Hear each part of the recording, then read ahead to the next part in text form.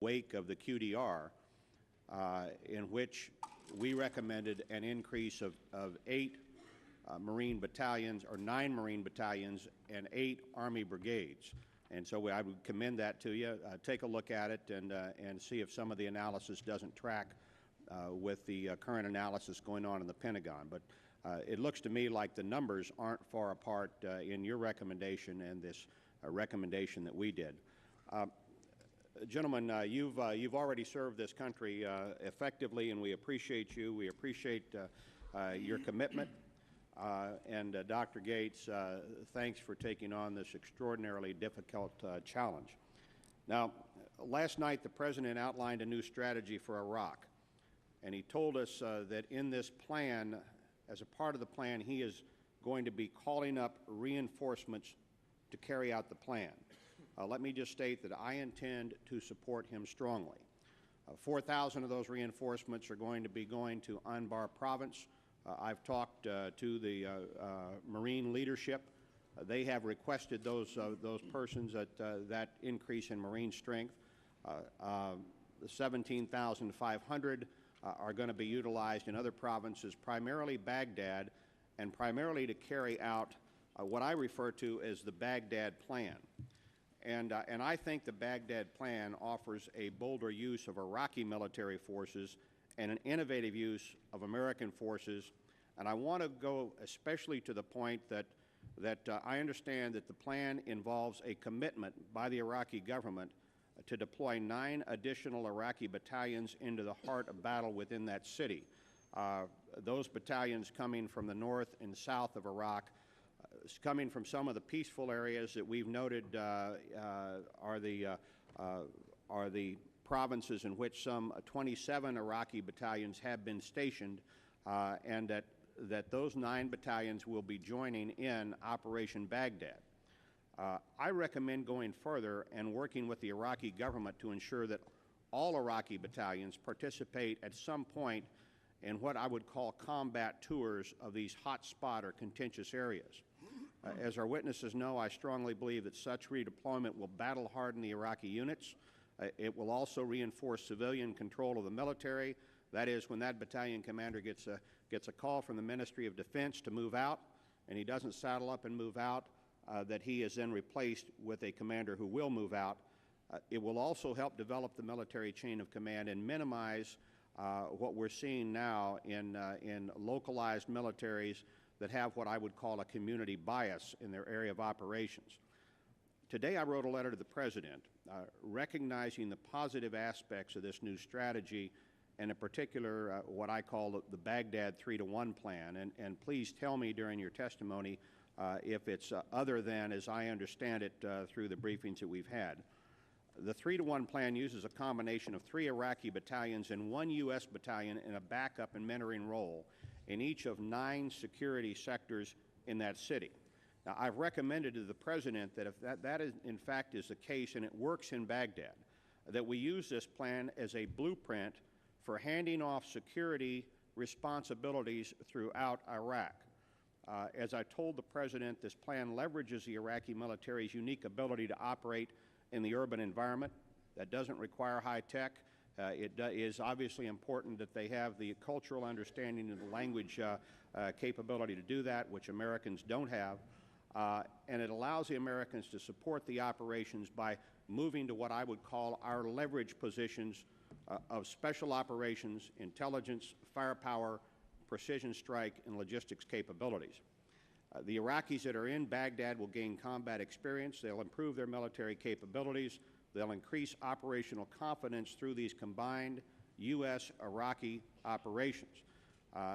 And I would see, if this works in Baghdad, Mr. Secretary, I would see the opportunity to employ it throughout the country, but particularly in these contentious areas where you have 3 Iraqi maneuver battalions with 1 American backup battalion, and after the Iraqi forces hit their stride and are operating efficiently, the American battalion can then turn over to an Iraqi battalion, leaving essentially the security apparatus in the hands of the Iraqis.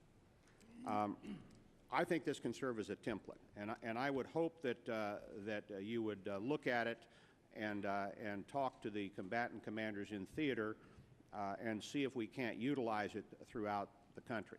Understanding, of course, that we have used this partnership, this combined arms and combined forces in a number of operations. Let me just offer that to you, and we'll give you some backup data on this recommendation. Let me just conclude by saying this. I think that this operation in Iraq is following the basic blueprint that we followed in this country for 60 years in bringing freedom to other nations. Whether you're talking about Japan or the Philippines or Salvador or dozens of other nations, that is that you stand up a free government. Number two, you stand up a military capable of protecting that free government. Number three, the Americans lead.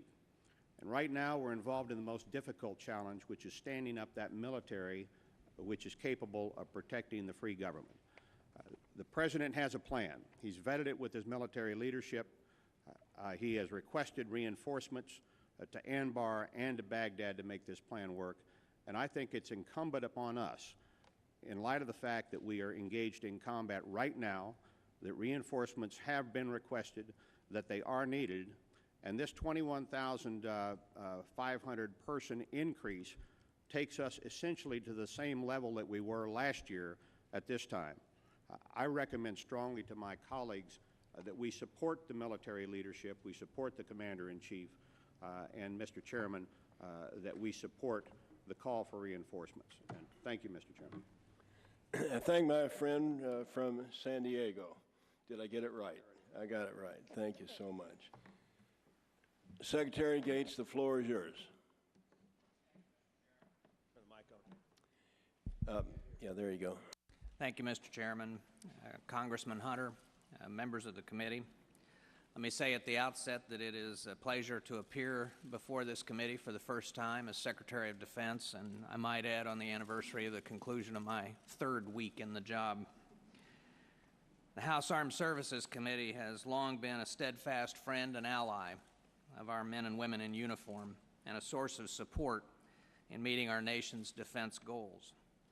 I thank you for that, and I look forward to working with you. Let me begin by advising you of two announcements that I made this morning. First, the President announced last night that he would strengthen our military for the long war against terrorism by authorizing an increase in the overall strength of the Army and the Marine Corps. I am recommending to him a total increase in the two services of 92,000 soldiers and Marines over the next 5 years, 65,000 soldiers and 27,000 Marines. The emphasis will be on increasing combat capability. This increase will be accomplished in two ways. First, we will propose to make permanent the temporary increase of 30,000 for the Army and 5,000 for the Marine Corps. Then we propose to build up from that basis over a 5-year period in annual increments of 7,000 troops per year for the Army, for a total of, as Mr. Hunter said, 547,000, and 5,000 a year for 5 years for the Marine Corps until they reach 202,000. I'm aware that this committee has been leading the national debate over the proper size of the military, and accordingly I hope that you will join us in supporting this important initiative.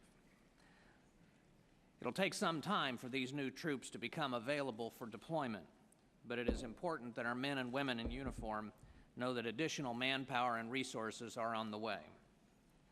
Second, for several months, the Department has been assessing whether we have the right policies to govern how we manage and deploy members of the reserves, the National Guard, and our active component units. Based on this assessment and the recommendations of our military leadership, I am prepared to make the following changes to Department of Defense policy. First, mobilization of ground reserve forces will be managed on a unit basis instead of an individual basis. This change will allow us to achieve greater unit cohesion and predictability in how reserve units train and deploy. Second, from this point forward, members of the reserves will be involuntarily mobilized for a maximum of 1 year at any one time, in contrast to the current practice of 16 to 24 months. Third, the planning objective for the Guard and Reserve units will remain 1 year, of being mobilized, followed by 5 years demobilized. However, today's global demands will require a number of selected Guard and Reserve units to be remobilized sooner than this standard. Our intention is that such exceptions will be temporary. The goal for the active force rotation cycle remains 1 year deployed for every 2 years at home station. Today, however, most active units are receiving 1 year at home before deploying again. Mobilizing select Guard and Reserve units before their 5-year period is complete will allow us to move closer to relieving the stress on the total force. Fourth, I'm directing the establishment of a new program to compensate individuals in both the active and reserve components who are required to mobilize or deploy early or to extend beyond the established rotation policy goals. Fifth and finally, I'm directing that all commands and units review how they administer the hardship waiver program to ensure that they are properly taking into account exceptional circumstances facing our military families of deployed service members. It is important to note that these policy changes have been under discussion for some time within the Department of Defense and would be needed regardless of the President's announcement on Iraq last night. Finally, I'm pleased to report that all of the active branches of the United States military exceeded their recruiting goals for the month of December, with particularly strong showings by the Army and the Marine Corps. Our nation is truly blessed that so many talented and patriotic young people have stepped forward to defend our nation, and that so many servicemen and women have chosen to continue to serve. A few words on the new Iraq strategy. Last night, the President described a new way forward in Iraq, a new approach to overcoming the steep challenges facing us in that country and in that part of the world. I know many of you have concerns about the new strategy in Iraq, and in particular are skeptical of the Iraqi government's will and ability to act decisively against sectarian violence, and are skeptical as well about a commitment of additional American troops. The President and his national security team have had the same concerns as we have debated and examined our options in Iraq going forward. And yet our commanders on the ground and the President's intended nominee as the new commander in Baghdad believe this is a sound plan, in no small part because General Casey and other senior military officers have worked closely with the Iraqi government in developing it. Further, the President, Ambassador Khalilzad, and General Casey have had prolonged and extremely candid conversations, not just with Prime Minister Maliki, but with other senior leaders of the Iraqi government, and have come away persuaded that they have the will to act against all instigators of violence in Baghdad. This is, I think, the pivot point in Iraq, as the Iraqi government insists on assuming the mantle of leadership in the effort to regain control of its own capital. I want you to know that the timetable for the introduction of additional U.S. forces will provide ample opportunity early on and before many of the additional U.S. troops arrive in Iraq to evaluate the progress of this endeavor and whether the Iraqis are fulfilling their commitments to us. With apologies for the miscommunication, Mr. Chairman, at the end of my remarks, General Pace will summarize the military aspects of the plan, but let me make just 2 points. First, this strategy entails a strengthening across all aspects of the war effort, military and non-military, including the economic, governance, and political areas. Overcoming the challenges in Iraq cannot be achieved simply by military means, no matter how large or sustained, without progress by the Iraqis in addressing the underlying issues dividing the country. Second, we must keep in mind the consequences of an American failure in Iraq. Multiple administrations of both political parties have concluded that what happens in Southwest Asia, the Gulf region, and the Middle East is of vital interest to the security and prosperity of the American people. As I said in my confirmation hearing, developments in Iraq over the next year or two will shape the future of the Middle East and impact global geopolitics for a long time to come. Whatever one's views of the original decision to go to war and the decisions that have brought us to this point, there seems to be broad agreement that failure in Iraq would be a calamity for our nation of lasting historical consequence. The violence in Iraq, if unchecked, could spread outside its borders and draw other states into a regional conflagration. In addition, one would see an emboldened and strengthened Iran, a safe haven and base of operations for jihadist networks in the heart of the Middle East, a humiliating defeat in the overall campaign against violent extremism worldwide, and an undermining of the credibility of the United States. The actors in this region, both friends and adversaries, are watching closely what we do in Iraq and will draw conclusions about our resolve and the reliability of our commitments. And should we withdraw prematurely, we could well leave chaos and the disintegration of Iraq behind us. Further, governments in the region already are asking themselves, if the Americans withdraw in defeat from Iraq, just how much farther and from where else might we withdraw? I would not have taken this position if I did not believe that the outcome in Iraq will have a profound and long-lived impact on our national interest. Mistakes have certainly been made by the United States in Iraq, just like in virtually every war in human history. That is the nature of war. But however we got to this moment, the stakes now are incalculable.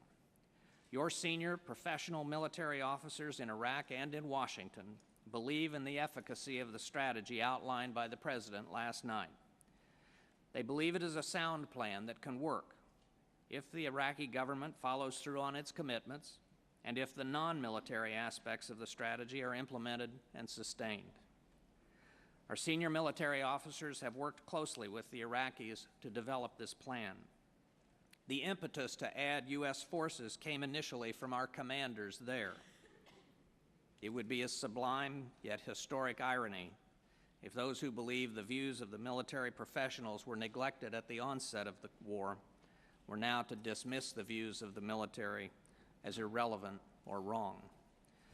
Mr. Chairman, that concludes my opening statement, and with your permission, I'll ask General Pace to say a few words about the military plan itself. You bet. General.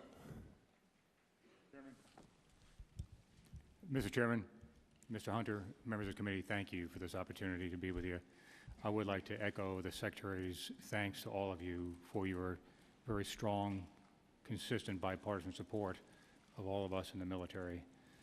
Thanks to you, many of you who have traveled overseas to see your troops, and many of you who have gone to see our troops in the hospitals. Your attention to that, your concern, makes a difference to all of us in uniform, and we thank you for that. I'd also like to thank the incredible young men and women who serve in our armed forces. It's my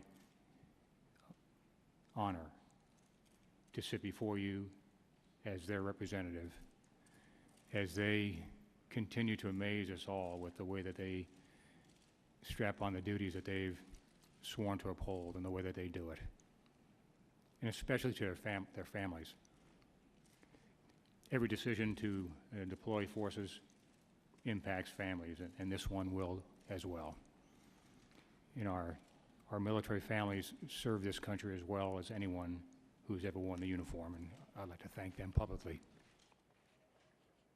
The military plan that's been developed has been developed jointly by General Casey and his U.S. commanders and his counterpart in the Iraq Army and his commanders, and have worked it through in great detail in support of Prime Minister Maliki's initiative.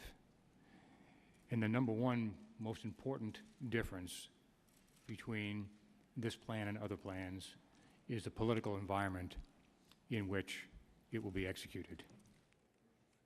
But to the plan itself, it calls for the appointment of an Iraqi commander of all of Baghdad. That has been done. The assignment of 2 Iraqi division commanders, one for east of the river and one for west.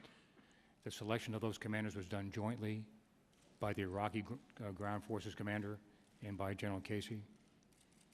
To have Baghdad divided into 9 districts. Each of those districts will have an Iraqi brigade in it. Those brigades and their leaders were also jointly selected by the Iraqi and American leadership. In support of each of those Iraqi brigades will be a U.S. battalion, so that in each sector, as Mr. Hunter has said, there'll be several Iraqi battalions plus a U.S. battalion. And in each sector, there will be 3 or 4 police stations that will serve as the hub of operations from which the forces that are located there, which will be a mixture of Iraqi Army, Iraqi National Police, Iraqi local police, and U.S. and coalition forces, from which they will do their daily patrolling, the door-to-door work to let the population know that they're there, to take census type information, and to provide the street awareness and presence that allows the security to come to fore. From those stations will be conducted the raids that may be necessary, and from those stations will be the quick reaction forces should some of the Iraqi forces get into trouble. In analyzing what we call troop to task, meaning what do you need to do and how many folks do you need to do it, in analyzing that, General Casey and his Iraqi counterparts have determined that there are more forces needed. More Iraqi forces for sure, and the Prime Minister and his government have promised that they will allocate 3 more Iraqi brigades into Baghdad. The first of those is already moving. The next 2 are scheduled within the month. That the commander will have freedom of operations to do what he must do to impose the rule of law on all. That there will be no political interference with those troops on the ground who are carrying out the mission that they've been given. And that the rule of law and the rules of engagement will apply to all criminals, regardless of which community they come from. That mixed communities and Sunni communities and Shia communities will all be treated the same. To do this, we're going to need additional U.S. forces. General Casey and General Abizaid have asked for those additional forces, as have the commanders below them.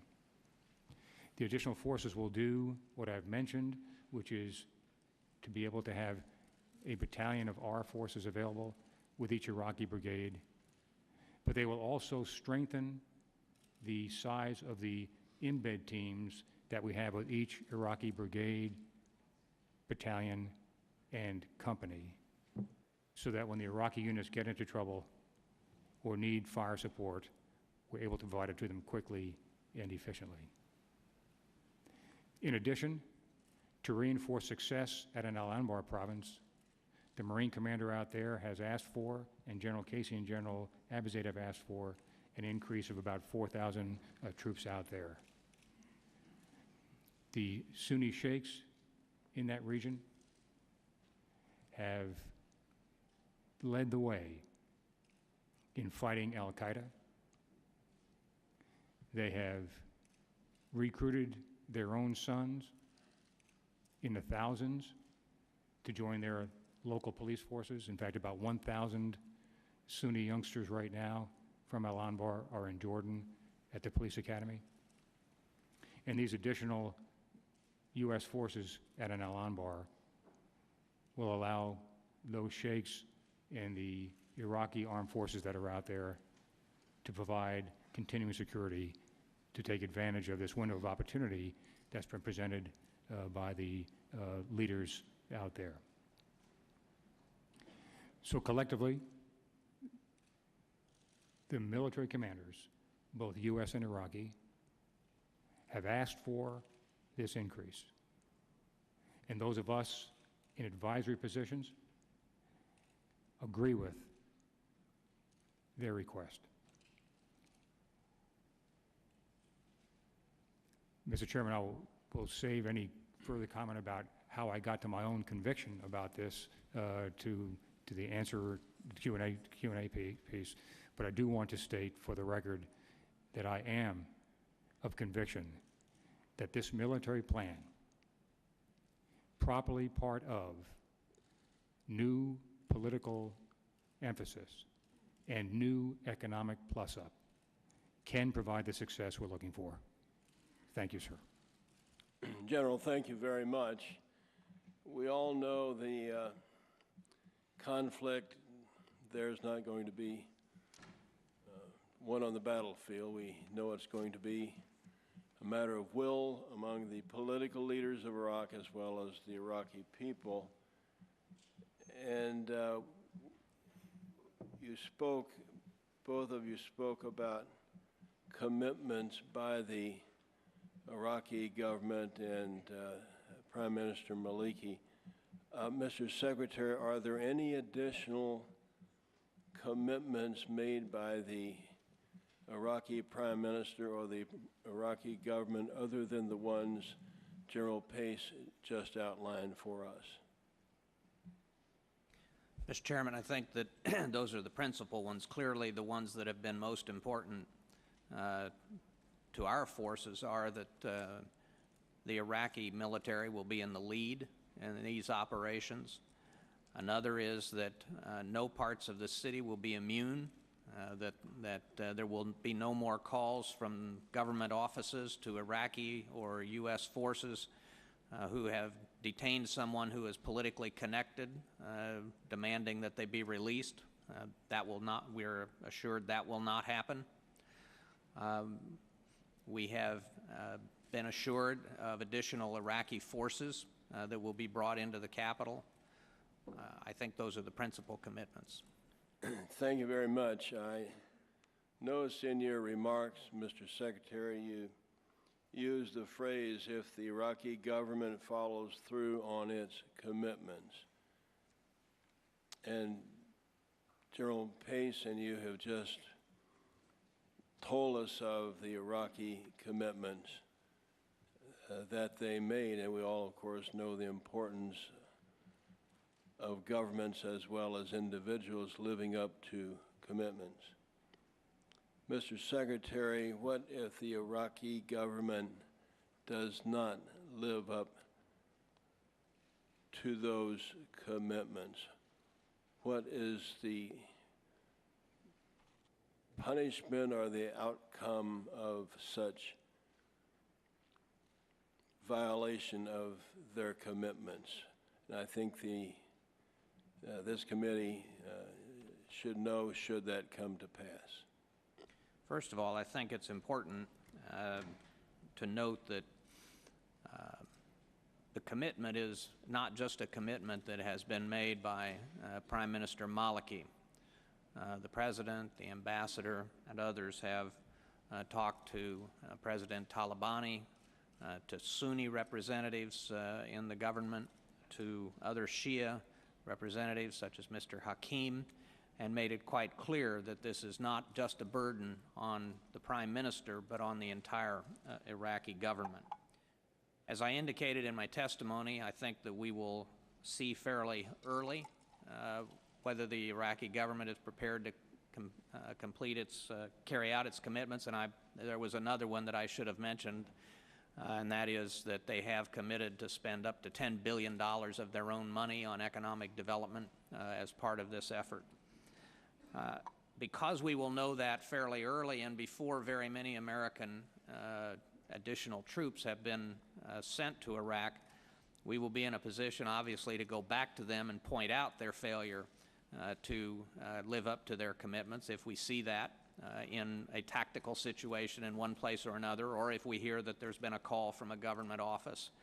I think the thing to remember about this is it's going to unfold over time, and so you're likely to see perhaps a small violation of these commitments perhaps somewhere along the road, and that's the point at which we quickly go back to the Iraqi government and make sure that they enforce discipline in their own house. The President, beyond that, the President has made very clear, both in his speech last night and in his talks with the Iraqi government, that American patience is limited. and obviously, if the Iraqis fail to maintain their commitments, we will have to revisit our strategy. But I would say this, and it's an important difference this time. It is the Iraqis who have come to us with this plan. It is the Iraqis who are insisting on leading this undertaking. It is the Iraqis who are insisting that they have to get control of their own capital and that they need some help from us to do that. So I think this is really, when I referred in my remarks to a pivot point, it is the apparent willingness of the Iraqis finally to step up to their responsibilities in this arena that we think is a change. The willingness to make these commitments in itself is a change. And we all will be watching very closely to ensure that they adhere to the commitments that they've made. Mr. Secretary, bottom line answer to my question is we would revisit our strategy. Is that it, sir? If the Iraqis fail to keep their commitments, I think we would have to do that. Thank you very much. Mr. Hunter. Thank you, Mr. Chairman. Just a couple of questions. In general, perhaps we need to talk in one of the following briefings, in a classified setting, but I think it's going to be crucial in these sectors in the city, in these urban areas, to ensure, one, that the American forces are used efficiently in the way that the agreement proposes, with Iraqi forces in the lead, Americans in backup, and secondly, that there be a lot of attention to detail with respect to force protection of American forces in this situation. And I would just ask you, have you scrubbed, have you looked at the details of the plan as it exists now with respect to those two factors? Sir, I have, and I'm very confident in what is laid out. First of all, very importantly, all U.S. forces will remain at all times under U.S. command. Second, as we embed U.S. forces down to lower levels, down to the battalion and company level, they'll be of large enough size to protect themselves as they go about doing the advisory work that they're doing. Third, as an example of the way this would work, the last couple of days of operations in Baghdad that have been on TV, you see Iraqi units in the lead being supported by U.S. firepower and U.S. advisors in a way that is an example of how this would unfold as we go forward. Thank you, Mr. Chairman. Mr. Spratt. Thank you both for your testimony. I understand that on a smaller scale, these tactics, hold, build, and clear, have been tried before, and in specific, this past August in Baghdad itself. In August, the initiative failed for several reasons. One was that the battalions to be provided by the Iraqis didn't show up. 4 of the 6 that were promised never showed. And secondly, the police showed up, but they also showed their sectarian colors and were prone to take the side of the forces that were part of the problem. Number one, how do we overcome these problems this time? And number two, is there some way that we could test this on a smaller scale, just before we throw 5 brigades into it, to see if these problems are still going to plague the operation? I put the question to both of you or to either of you. Mr. Spratt, let me begin and then turn to General Pace. As I understand it, the problem with clear, build, and hold last year was that the clear part of the operation went fairly well and fairly smoothly. The problem is that there were insufficient forces, both Iraqi and American, for the hold phase of the operation. And so one of the lessons learned that the President referred to last night is the need for additional forces to hold these areas and keep the violence at bay long enough for some of these immediate and then near-term economic development opportunities to begin to kick in, whether it's making the quality of life better quickly by getting some electric power in there or connecting the sewers or picking up the trash, on down to job creation and so on. So the clear part was well done. The hold part, there were insufficient forces, and the analogy that I've used is that the tide came in and the tide went out, and there was no, at the end, you couldn't tell there was a difference. The difference is this time to try and get some time under the hold phase for the build actually to take place. One of the things that's different this time is the additional forces. Another thing that's different this time is that there is considerably more focus on the build phase in terms of our own efforts, but also in terms of the Iraqi understanding of the need for them to show up and with their money begin to take some actions on the economic front. So I think that very quickly is sort of my assessment looking back on it as I've understood it since arriving, but let me ask General Pace to add. Mr. Spratt, your concerns are well-founded. You are correct that the Iraqi armed forces did not show up as was promised last time. This time, the 1st Brigade of Iraqis is already en route to their capital, and some of them are there. Our 1st Brigade, as we speak, is moving forward into Iraq. The 2nd and 3rd Iraqi brigades are due to arrive in Baghdad before our 2nd Brigade arrives in Baghdad. So as this force flow is laid out, So we reserve the right to abort and the expectation that we may abort the whole undertaking if their forces don't show up.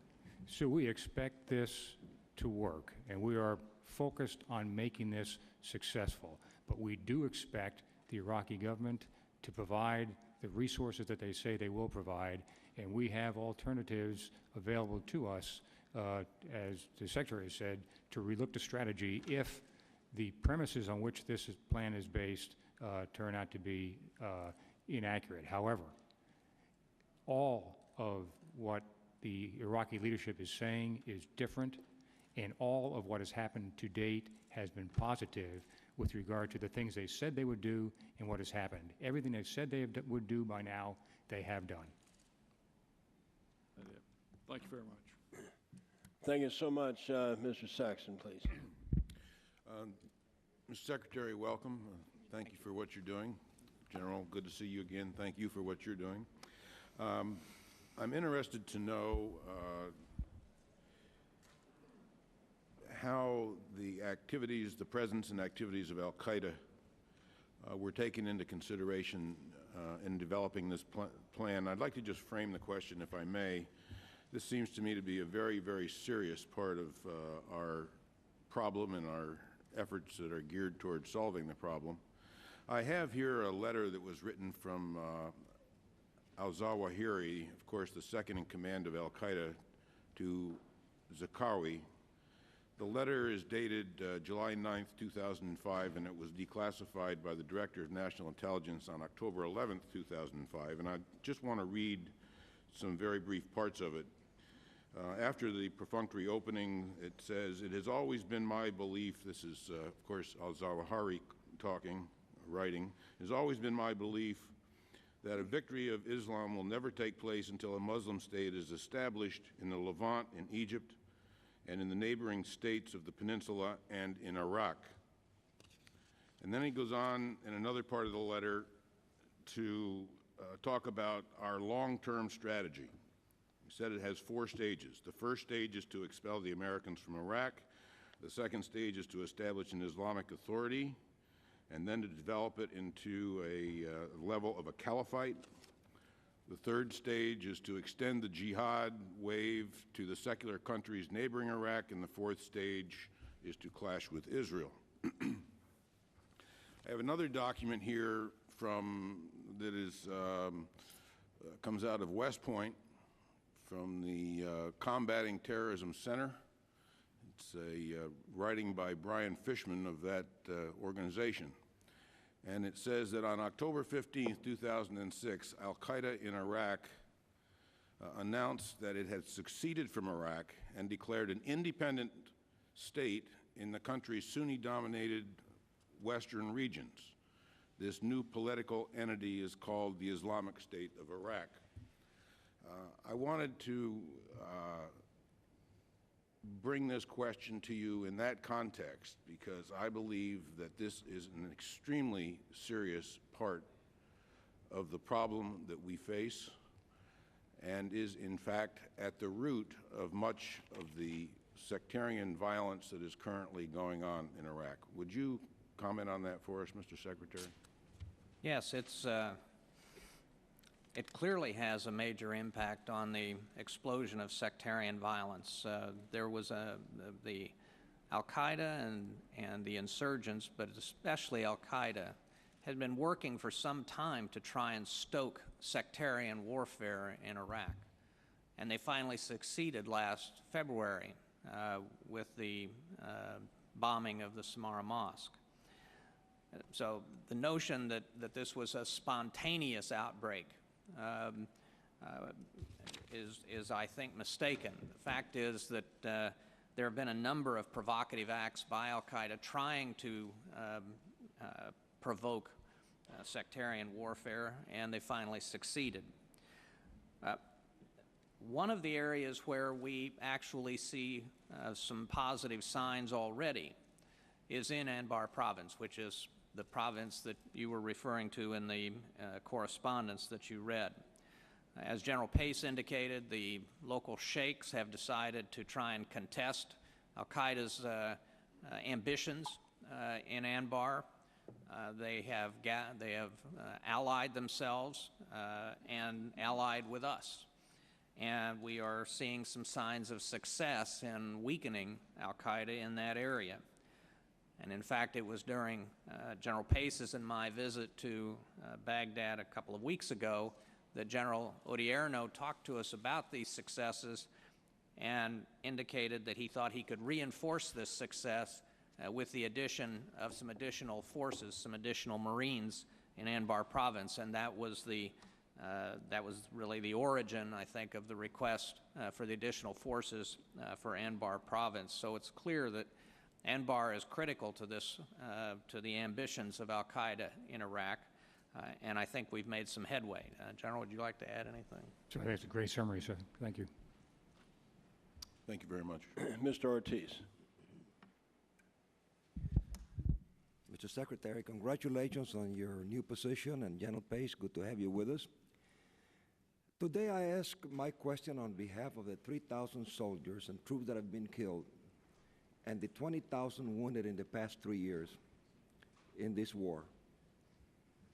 4 years ago, General Shinseki and Secretary White told the administration and this Congress that winning our mission in Iraq would require several 100,000 troops. We went into this fight with significantly less. Since then, Congress has heard repeatedly from soldiers on the ground that they needed more troops to accomplish their mission. Yet senior commanders consistently testified that no additional troops were necessary. In that time, the Armed Forces equipment stock has been damaged and is in a constant state of disrepair, putting our troops at risk. Now, with your new way forward, we are escalating the number of troops in Iraq. This means deployment will be extended, units will deploy earlier to theater, with less time to train and equip. And here are my questions. Why now, and what is different from 3.5 years ago when they said that we needed the 250 to 300,000 troops? What's the difference from then to now? And where is the equipment coming from? And how, since most of or a lot of reserve units and National Guard units are going to be activated, where are our first responders going to be? Most of the policemen and firemen and doctors belong to a unit, a reserve unit or a National Guard. And I've had 25 young men killed in my district since the war started from Afghanistan I go and I talk to their families, and this is the type of question that they ask me, why now? Why didn't we give the troops 250,000 troops when they wanted them? Or when they were recommended by General Shinseki and Secretary White? I think we need to answer this question so that our public knows why this new strategy now, why not in the beginning? Thank you. I'll start, Mr. Ortiz, if I may.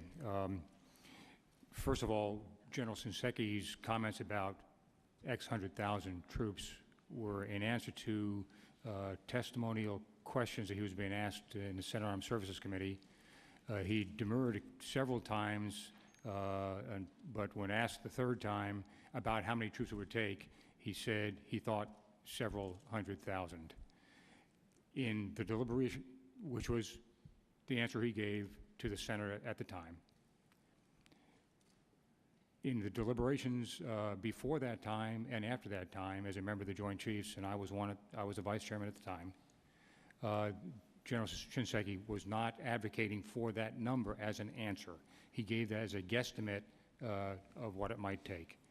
So I just want to put that in historical context. Second, what is significantly different now is that the Iraqi government is taking the lead, and they are prepared to set the proper stage for success. I have been one who has said frequently, do not send extra troops just to do what the troops there now are already doing. But if there is a defined military mission, and if it is supported and supporting political initiatives and economic initiatives, then it would be useful. In that context, this plan meets those criteria. And that is what is different now for me, sir, than what it was just a couple of months ago. Yeah, my time is. Thank you very much. Thank you very much, Mr. McHugh, excuse me. Thank you very much, Mr. Chairman. Mr. Secretary, let me add my words of congratulations and appreciations to you and General Pace. Always a pleasure and honor to see you. Thank you both for your service. Let me say that I'm encouraged somewhat by the words I hear as to the intention of the Iraqi government. I share the words of Mr. Spratt, my colleague, that I just have my doubts the Iraqis will show up. The track record isn't there, and words are fine, but actions are what count here. So let me rephrase a question that's been asked a couple of different times. Let's concede they'll show up. What do we do if they don't act? We've talked about benchmarks. The President talked about benchmarks. I think those have been sorely missing. I think they are critical. Where in the benchmark time frame does the disarmament, the disarming of the militias occur? And what if they don't meet that benchmark? I think that again, what we will see is this unfolding over time, and I think that the operation that we saw just in the last couple of days indicates their willingness to fight. As I understand it, and I'll invite General Pace to add on, the operations will begin in mixed neighborhoods, both Shia and Sunni. That will provide an early indicator. You know, I think the notion that the Iraqis are sitting on their hands while we're doing all the fighting is a mistaken notion. I was informed by one of our military folks a couple of days ago that now more than half of the casualties coming into our military hospitals in Iraq are Iraqi Army. Mr. Secretary, I don't want to be impolite, sir, but the chairman's going to be very strict on this clock. I've been to Iraq 6 times, and I never suggested or meant to suggest the Iraqi Army is not stepping forward and taking heavy casualties. I was at Forward Operating Base Spiker when they brought in 3 helicopter loads to the hospital there. Couldn't agree more. And I want to be clear so you can direct your comments. The politicians, the Prime Minister, what if they order us again, as they did just a number of weeks ago, to remove the barriers that we had placed in Sadr City to control traffic and flow there. What do we do, and at what point? That's what I'm concerned about, because I view this at best as a last opportunity and a last hope, and I'm just wondering if I'm being too dramatic about that. Well, as I indicated in my response to the chairman, I think the first reaction, if we discovered that they were not fulfilling their commitments, would be to go back at them hard in terms of the commitments that they had made to us, and in terms of the entire leadership of Iraq. And if at the end of the day they don't keep the commitments that they have made to us, as I indicated before, we would clearly have to relook at the strategy. May I ask when the day comes? Let me rephrase it, if I may. What is the time frame of this surge? A year, 18 months, 6 months? And where do the benchmarks fit in that surge time frame? I don't think anybody has a definite idea about how long the surge would last. I think for most of us in our minds, we're thinking of it as a matter of months, not 18 months or 2 years. We clearly will know, as I indicated, I think within a couple of months or so, whether this strategy is in fact beginning to bear fruit. It's going to take a while. We are at the mercy of anyone willing to strap on a bomb and blow themselves up in terms of more bloodshed and more violence. But we will obviously be monitoring it, just as I know you all will be monitoring it as this situation unfolds. I think that one of the benefits, if you will, of the way we will be sending our forces in, the way the Iraqis will be sending their forces in, is that we will have a pretty good indication whether they are keeping their commitments, and we can assess at the time what we need to do. Serge, if I may, two key benchmarks. One, command of Iraqi forces.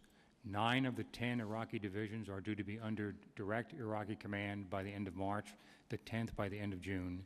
And then of the 18 provinces, all 18 provinces are due to be under the direct control of the Iraqi security in the 18 provinces, under the direct control of the provincial governors no later than November of this year.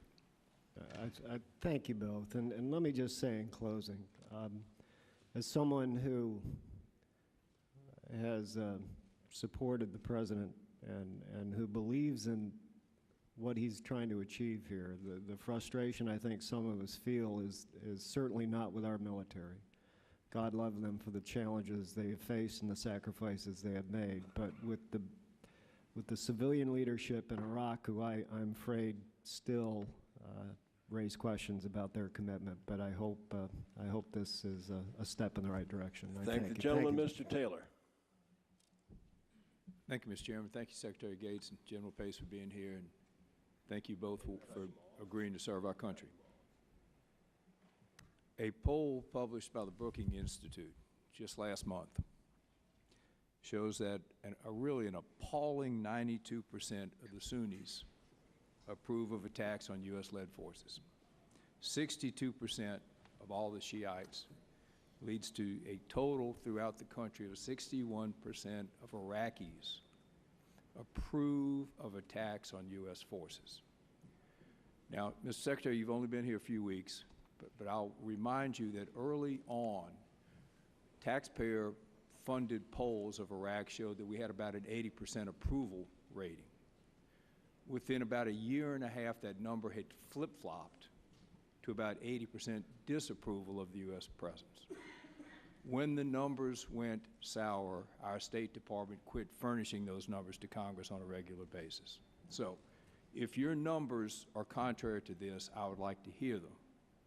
But if your numbers are anywhere close to this, what I'd like to know is how the addition of 21,000 troops changes a situation where 61% of Iraqis approve attacking American forces. How do you turn that around? Well, sir, I think that, first of all, those are the first poll numbers like that I've heard, and I haven't seen any that are independent. I have no reason to... Mr., if I may, it was done, to the best of my knowledge, by an outfit by Zogby. It's paid for by American taxpayer dollars through the State Department, and I would encourage you to take a look at them, sir.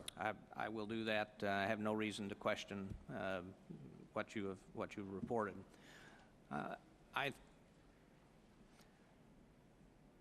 The only thing I can imagine, and I would confess I'm no expert on Iraq, but if the Iraqis are unhappy with our presence and they are willing to attack us, my view would be that it's because the overall situation in Iraq has become so unsatisfactory, particularly in places like Anbar and Baghdad, in particular, Diyala, north of Baghdad. And probably the fact that many of those Iraqis blame the United States for the mistakes that were made after the original ouster of Saddam Hussein that contributed to making life in Iraq much more difficult for many of them, even though they've been liberated from their oppressor. It seems to me, though, that it's very uneven in the sense of the reception that our troops receive in different parts of the country, the way that the Iraqi military has partnered with us, the relationships between many of these units that have developed. I think that the key is right now to turning around the attitude of Iraqis is increasingly the turning over of the governance of their country to their own elected government, which is something new in the last year, and trying to establish the security situation in which life can begin to get better for the large number of Iraqis in the 2 or 3 or 4 provinces that are the most violent right now. So it seems to me that the Iraqi leadership of this campaign, Iraqi investment in their own economic development, Iraqi control of their own military forces, and over time, a diminution of American presence are all key to the long-term relationship that the United States will have with Iraq. I have some confidence that if we don't want permanent bases in Iraq. Mr. Secretary, how hard would it be for the President of the United States to say that publicly? Because I have been waiting for 3 years for the President of the United States to say that publicly. Have you encouraged him to do so? No, sir, I have not. Would you? I think that the President was very forthright last night in acknowledging that mistakes have been made. I don't recall him saying that last night, and I think this is a key factor in the eyes of a lot of these people who are approving of attacks on Americans. And I think that can turn some of them around. And it's not a hard thing to do. But I'm one of 435. He is the President of the United States. Mr. Hayes, North Carolina. Thank you, Mr. Chairman. Gentlemen, welcome Secretary Gates and General Pace. Thank you for the men and women that you represent. Again, going back to the same theme, we've got some dates certain where the Iraqis are to show up in Baghdad to implement the new plan. Are you both confident that they are going to show up in the prescribed numbers? So I'm confident that the plan we have is a good plan when they do show up. There are no guarantees, and I cannot guarantee what the Iraqi government is going to do. I can simply tell you what they have said they're going to do, and if they do what they say they're going to do, then this will succeed. So far, on appointing the commanders, on collaborating between the U.S. commanders and Iraqi commanders on selecting the units to move from other places to Baghdad, and on moving those troops on the things they should have done by now, they have done it. I appreciate that. It's very important, I think, going forward for people to understand it's a new plan, it's a new team. It does have the support of this committee and the Congress because, as we speak, a brigade combat team of airborne folks from Fort Bragg, 82nd, are in Baghdad, as are other units from other locations. Them and their families particularly, and the folks back home, need to know that we are supporting them, which we are, and we're not supporting the idea of withdrawing funds for folks in the field. Having said all that, follow up on what Ranking Member Hunter said. We've been asking that the Iraqis take possession and control of their fight. Now, he said 3-1. My math, and I think we make a mistake in explaining to the American people when we talk battalions and brigades instead of numbers. My math gives us a 4-1 Iraqi match to every new U.S. military commitment in Iraq. Can you be a little more specific, or can you kind of narrow that down? Is it 3-1? Is it 4-1? Somewhere in between. If that's true, it indicates the Iraqis are taking the fight, and that's important. Can you help clarify that a little bit? Sorry, Ken, let me just use Baghdad as an example. Today, when you add together Iraqi Army, Iraqi National Police, and Iraqi local police, there are some 42,000 Iraqi security forces allocated to Baghdad. Today, we have about 24,000 U.S. troops allocated to the Baghdad region. And then their 3 brigades and our 2 brigades will be added to that mix. When you get through adding with the surge, what do you get? How many, for 20,000 U.S. troops, well, let's make it 15 because part of going to Anbar, 15 into Baghdad, where the majority of the violence is. How many Iraqi new troops from safe areas, trained and equipped by the U.S. forces, how many new ones are coming in? Sir, the 42,000 Iraqis in Baghdad right now will be augmented by about 8,000 more Iraqis, taking that to 50,000. The 24,000 U.S. in Baghdad right now will be augmented initially by 2 brigades, total 7,000, taking it up to 31,000. In the pipeline will be another 3 brigades of U.S., another 10,500, that can go to Baghdad or go to El Anbar, not go at all, depending upon the situation on the ground. Math is still not clear, but again, I'm trying to determine and reinforce my notion and Mr. Hunter's notion that to the American people, this is becoming much more of an Iraqi fight. We're going to occupy territory with Iraqis, not with Americans, so that we can hold it once we win it, which our military has done before. Any clarification that you can give there would be, again, very helpful. Sir, it's about 2-1 right now, is about as clear as I can make it. 2-1 on the record, that's understandable. And again, we have got clear benchmarks we can look at. I thank you for being here, and particularly thank you for the men and women that serve. I yield back. Thank you so much. The gentleman from Hawaii, Mr. Abercrombie. Thank you, Mr. Chairman. General Pace, thank you for giving us the opportunity to actually see how this thing is supposed to work at the gut level. Now, speaking as a former probation officer and as someone who had a jurisdiction as a city councilman over a police department, I want to know, I had to try and get this because we didn't have anything written in front of us. Did you say that this plan that you're talking about in the local communities came from the Iraqis, or did it come from Americans? The initial plan was put forth by Prime Minister Maliki to our president when they met.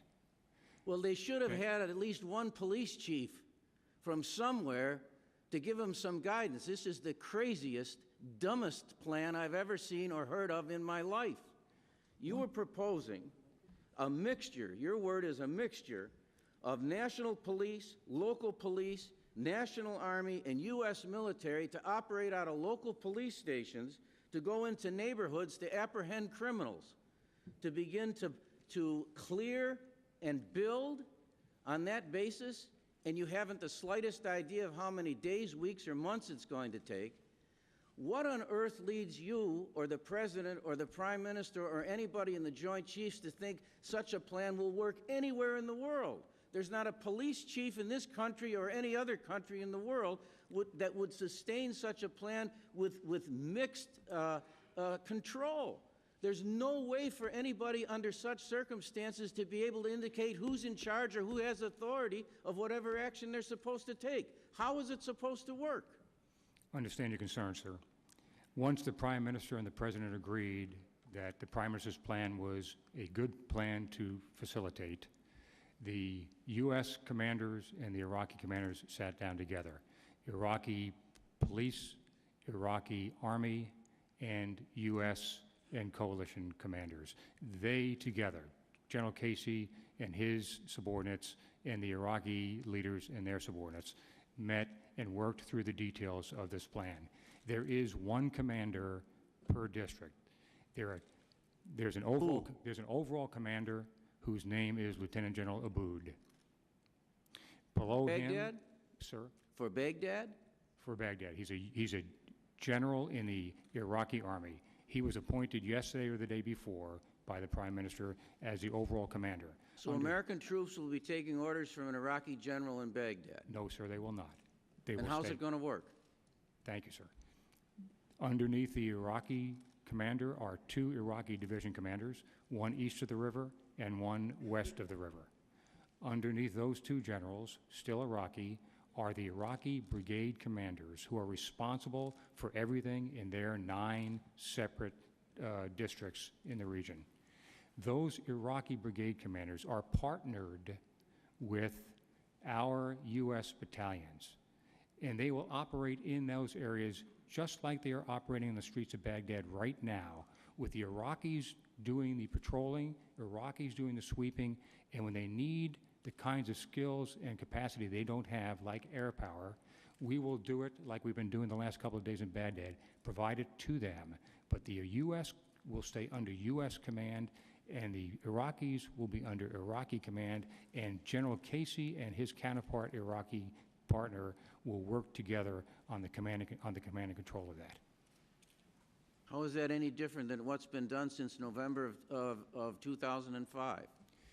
The main difference is the political atmosphere in which they're allowed to operate. There is no number of additional U.S. troops that will make a difference absent, long-term difference, absent the political will of the Iraqi leadership and the religious leadership. Thank you, General Pace. Secretary Gates, I suggest it won't take you 18 months to figure that out. It won't take you 6 months to figure that out. I don't think there's going to be any change, I'm sorry to say, that is likely to take place in the next 6 days, let alone the next 6 months or 18 months. Finally, Secretary Gates, if there's time for it, in all of the discussion so far, let's suppose that General Pace's description of this plan works for conversation's sake. What's the exit strategy? The exit strategy is that as the level of violence goes down and as the Iraqis gain control of the restore control in Baghdad, that the presence of the United States would diminish. If that doesn't occur, is there an exit strategy?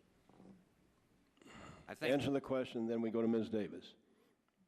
I think that it's at the outset of the strategy, it's a mistake to talk about an exit strategy. Thank you. Ms. Davis from Virginia. Thank you, gentleman from Hawaii. Thank you, Mr. Chairman. Mr. Secretary, welcome, and look forward to working with you over the next couple of years. And General Pace, it's always great to see you. Thank you, ma'am. I want to focus on a specific impact of the surge of our forces into Baghdad and Al Anbar province, and that's the risk to our readiness associated not only with increasing troops, but also their equipment. And I want to, if you can give me a risk assessment of the proposed surge on the strategic posture of our forces. In other words, would this increase of troop levels in 2007 prevent or degrade the military's ability to respond in other parts of the world if we're called upon? And I think most of us on this committee understand that resetting the force is going to take years and a large amount of funding. But I want to make sure that we're not backing ourselves into some sort of corner given the situation that we've got in other parts of the world besides just in Iraq. You know, from the information that's been provided today, you know, I understand brigades are being extended, some units are deploying early, and others will be mobilized in the coming months. And I'm very glad to hear that DOD is doing what we on this committee have asked, and that's to increase the in-strength of the Army and Marine Corps. I just wish it would have been done a lot sooner. And I believe that we're asking our military to do much more now than we've ever asked of them. And for that reason, I think that the growing force is very necessary. And my second question is, when would be the earliest impact of the proposed phased increase in the in-strength, and would it be funded in the FY08 budget? Yes, ma'am. If I may give you two levels of answer to your risk question. One has to do with maintaining the size of the force we have now in Iraq and plussing up, and the other has to do with other contingencies around the world. We have today 82 brigades in our active force and in our reserve and guard, of which we are at the conclusion of this, we'll have 20 temporarily in Baghdad, in Iraq, excuse me. The risk in Iraq to the active force is that right now we have our troops 1 year over, 1 year back, 1 year over.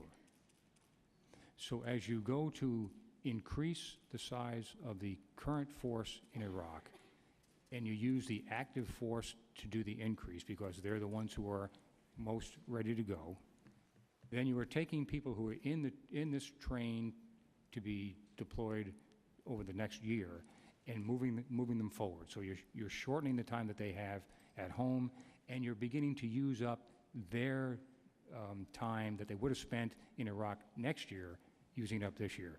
So when you do this, you already know that if we need to have this size commitment next year, 15 brigades, 20 brigades, whatever it's going to be, if you are going to need that, then you know you're going to need to backfill this time next year with Guard and Reserve forces to do that. It is doable, but you have to understand what you're spending today and what you may have to spend tomorrow to do it. That's very different than from an attack somewhere else in the world, where we still have the enormous might of our Navy and our Air Force, and we can mobilize all of our reserves at one time and go do what the nation needs us to do. We'll be slower to cross the line of departure than we would like to be to respond to that second event. We will probably have to be more blunt in the use of our military power, meaning less precise, because some of the things you use to guide precision weapons will be used in Iraq. But there's zero doubt that any potential competitor on the horizon would meet defeat at the hands of the U.S. military, given 20 brigades plussed up into Iraq and some other threat someplace else. That does not mean it would be easy. It does not mean it would be pretty, but it can get done. Thank the gentlelady, gentleman from Massachusetts, Mr. Meehan. Thank you, Mr. Chairman, and thank you, Mr. Secretary General, for appearing before the committee. I don't see anything that makes me, or I don't hear anything that makes me feel any confidence that increasing troops is the right thing to do. And I want to point out, I heard the Secretary say a few months, we're going to try this for a few months. The Vice President said this entire war was going to last a few months. And every general that I've met with in Iraq or in Washington has been saying that more troops were not necessary for the longest period of time. I think General Abizaid was before the Senate Armed Services Committee 2 months ago saying that more troops wouldn't help the situation. So I really don't have much confidence in this, but I'm interested in a couple of things. Mrs. Secretary, you said if the Iraqis don't follow through, and God knows they haven't followed through on very much here over a period of time, but if they don't follow through on this plan, you're going to go back at them hard. What does that mean?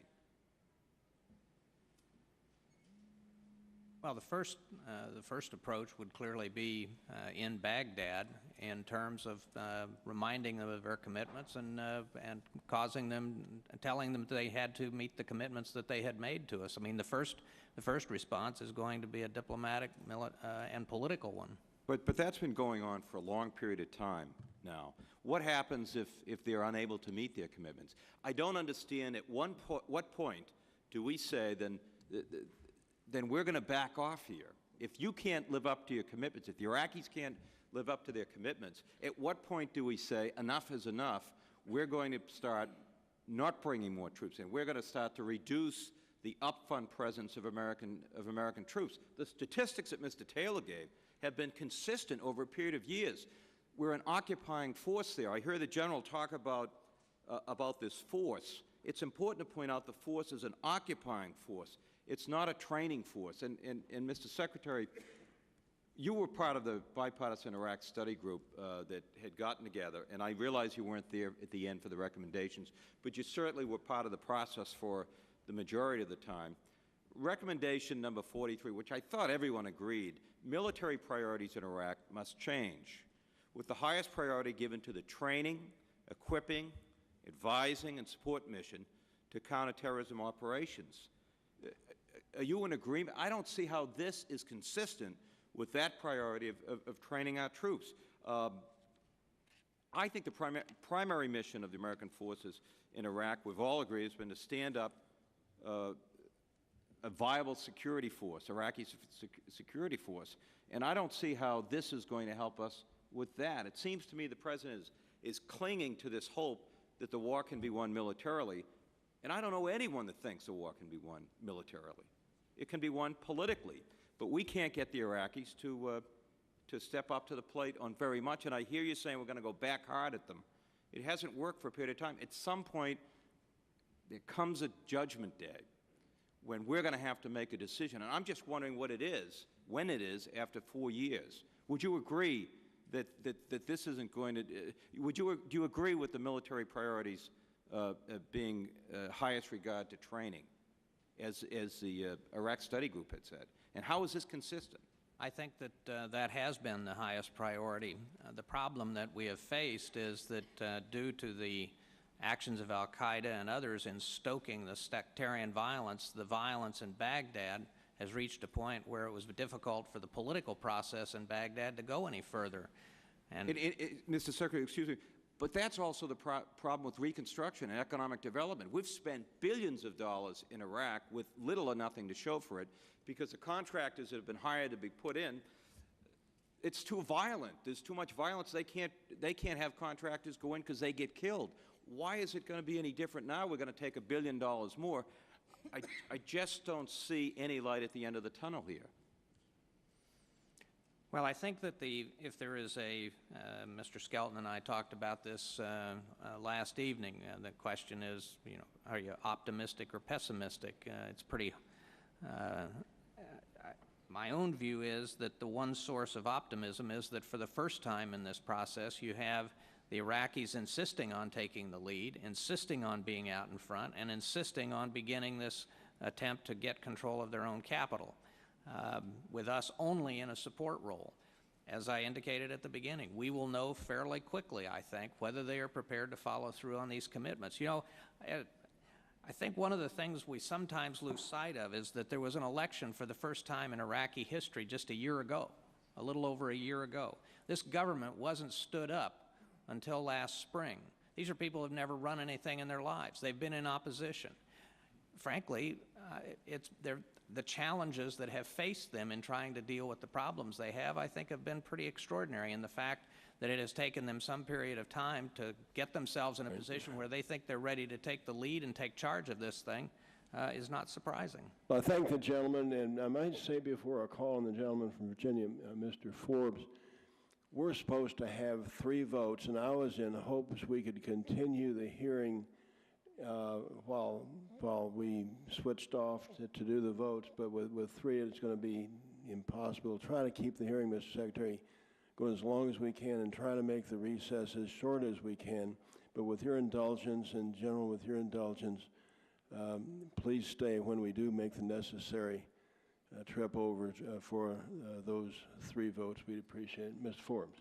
Thank you, Mr. Chairman, and thank you, Mr. Secretary and General, for being here and for your input today. I want to try to follow up on what my friend Congressman Hayes was asking a little bit ago about some of the math that's involved. we see people come in and they're testifying, they're writing articles. One person says we need more troops, another person says we need less troops. We're oftentimes just kind of caught in between saying, what do you base that on? And what I want to try to do in the few minutes that I've got is get my hands on what you're basing the 20,000 plus up upon. And let me just go back, General, to your numbers as I understand them, and perhaps I did the math wrong, but you indicated that on total Iraqi security personnel today in Baghdad, we had about 42,000, that after the full implementation of the plan, we'd have about 50,000 total. For our troops, we have about 24,000 today. We'd be adding another 7,000, which brings us up to 31,000. And then another 10,500 we could put wherever we could. Let's assume we put them all there. That would give 41,500 U.S. troops. That's a total of 91,500 troops. As I look at the only way that I can get my hands around numbers that make sense is to look at previous conflicts and where we were. If you look across the United States for just police personnel that we have about 2.3 sworn police officers per 1,000. If we look at the situation that the British had in Northern Ireland, in the Malaysian counterinsurgency in the mid-20th century, if you look at Bosnia and Kosovo, we had stability forces whenever you were warranting outside intervention that were closer to about 20 per 1,000, which would, if we took those numbers, we'd be at about 140,000 troops we'd need in Baghdad to do the job. Can you explain to me the difference between the situation we have on the ground today in Baghdad and Northern Ireland, Bosnia, Kosovo, even the Malaysian situation? Because it looks like to me that situation is as bad or worse than those. And what we base this 20,000 figure on. Some citation I can go to that you can tell me that's the formula, that's what we came up with to get this number. I will try, sir.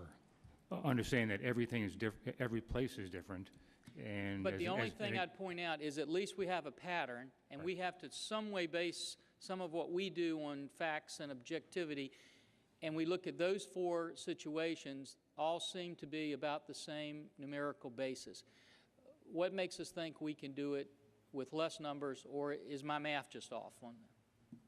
So I wouldn't say your math is off at all.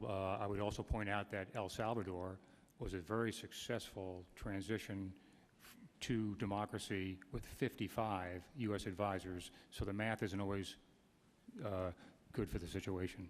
But specifically for Baghdad, what General Casey and his commanders and the Iraqis did was take a look district by district.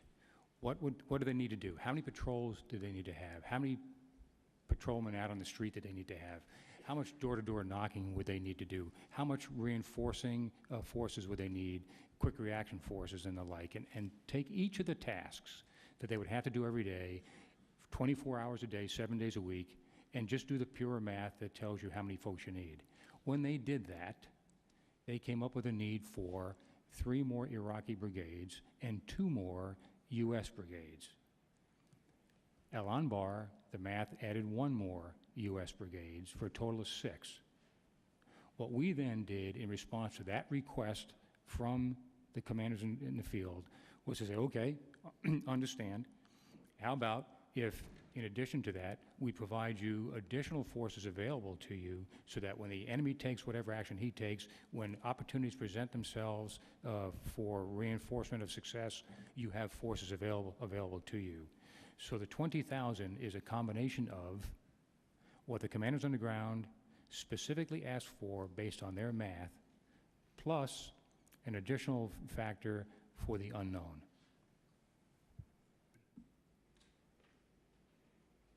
I thank the gentleman from Texas, Mr. Reyes. Thank you, Mr. Chairman. And Mr. Secretary, welcome to our committee. And General, good to see you again before our committee. Mr. Secretary, you're from Texas, so I know you're familiar with the term being snookered. I hope we're not being snookered again by Prime Minister Maliki here. And I say that because he's had a track record of saying one thing to us and saying other things for consumption to his political base there in Iraq. What concerns me about what I believe the administration and you think is a strength, and that is that this is an Iraqi plan and that they are insisting on taking the lead, is that we may be on the way to being snookered one more time. That's why I'm as frustrated as my colleagues here when we don't have some substantial consequences if they fail to perform. Nobody here or anywhere else wants to see this fail, either this plan or our presence in Iraq, because personally I don't want Iraq to become the next Afghanistan under the former Taliban government. But one question that I have, and you said, Mr. Secretary, that very early on we'll be able to tell or to evaluate whether or not they're holding up their end of the bargain. What are the consequences, or have we come up with consequences that have been articulated to the Maliki government? And by that I mean, okay, if you fail to do this, if these brigades or battalions don't show up on the part of the Iraqis, then we will stop the flow of U.S. troops, or then we will change course and start a redeployment, or exactly what are the real consequences? Something besides we're going to go back at them hard, we're going to hold them accountable. What are some of the consequences tangibly that you can tell them? Mr. Reyes, I think that it's pretty clear to the I think it is quite clear to the Iraqis what our expectations are, and the President's growing impatience and his statements to them that our patience has its limits. The reality is, back in answer to several of the other members' question, and that is, first of all, we have to determine if there are instances where the commitments are not being fulfilled, whether it's a local official who's not doing it, whether there's a pattern to these failures, or whether it becomes clear that it's the government that itself that is at fault. And if it becomes clear that the government is at fault and that the government of Iraq is not going to fulfill its commitments, then, as I indicated earlier, the United States government would have to revisit this strategy. But like, and I think that the Iraqis know that full well. Okay, but what does that mean? What exactly does that mean? Does it mean we stop the flow of troops, we take a step back and initiate redeployment? Exactly what does that mean? I think that's a decision we'd have to make at the time. But that would be our decision. But you've given it some thought? I mean, and it's okay if you can't publicly say what the consequences are.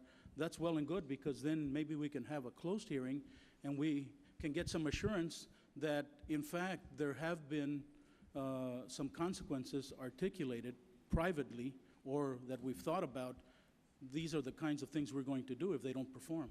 Sir, our focus at this point is trying to make the strategy that has been agreed with the Iraqis work. I think we're going to expend our energies on that and deal with failure or deal with their deficiencies if those deficiencies come to pass. All of the signs that we're seeing so far is that in the commitments that they've made in terms of this strategy so far, they have fulfilled everything that they said they would do. But, Mr. Secretary, again, we have to look at the potential for success of this commitment based on the historical record that the Maliki government has had. And frankly, it hasn't been a very stellar track record. And that's why we can't afford to get snookered again, because we're putting another 22,000 of our troops in harm's way, and there have to be real consequences. I see that my time is up. Thank you, Mr. Chairman.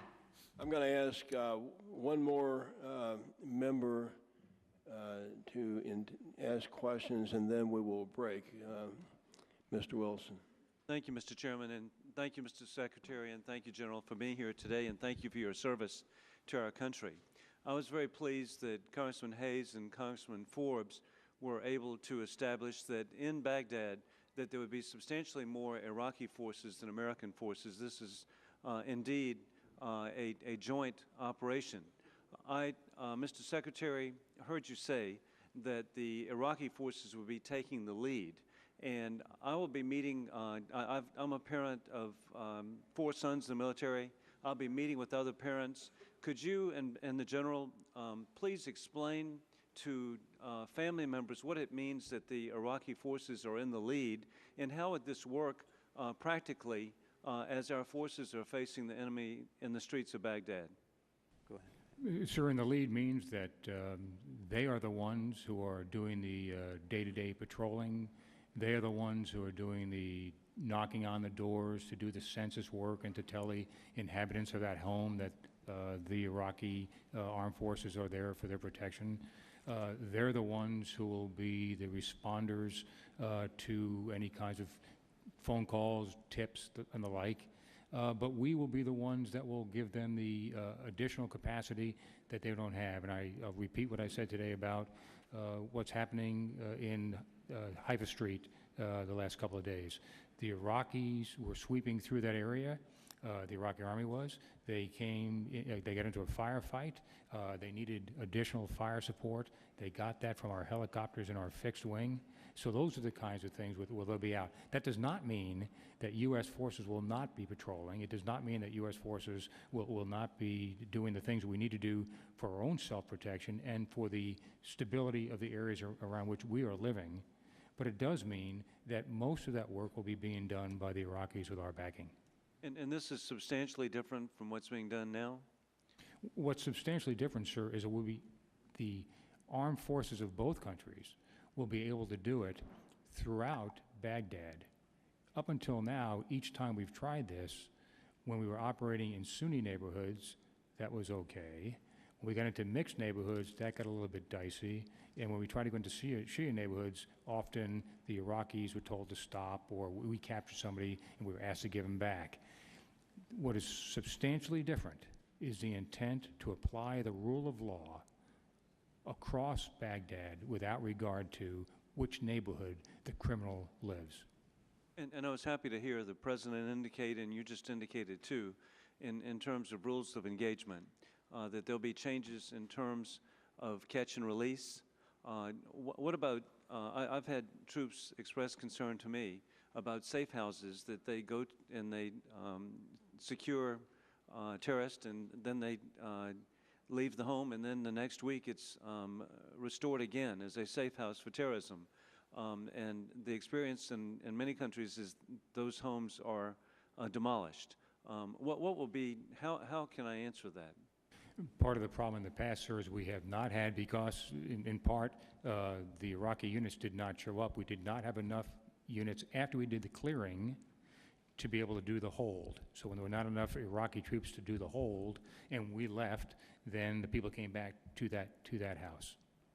With this plan, there are sufficient troops to be able to do the clear and the hold, and most importantly, to do the build, primarily with Iraqi money, so that the citizens start seeing progress and decide, because of that progress, to become part of the community as opposed to trying to kill each other. And again, thank you very much. And I've visited Iraq 6 times. Mr. Chairman, when I go to inspire the troops. They inspire me. Thank you for all of their service. God bless you. Thank you, sir. I thank the gentleman. There are 3 votes on the floor. We will be in recess, and again, I appreciate the indulgence of our witnesses. We'll be back as soon as possible.